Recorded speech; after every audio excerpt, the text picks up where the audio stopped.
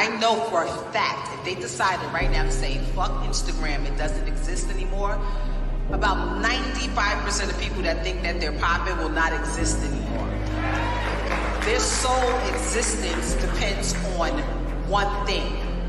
The era that you came, I came, you had to be popping, you had to be popping in your hood first. People in your immediate area had to know you. And then you had to impress people who had on them white collars and was up in the buildings that was willing to put the money behind you.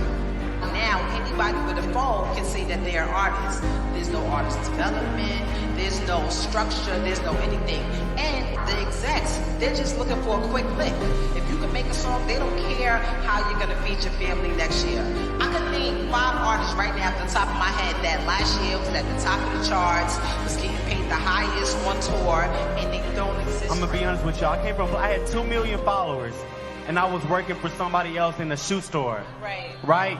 To the world, I was popping, but to myself, I was lonely, I was broke, I didn't have money, I was super popping, I was getting 1 million views, and most of y'all out here, y'all compare y'all life to the people that y'all look at on some, I don't want to talk too much.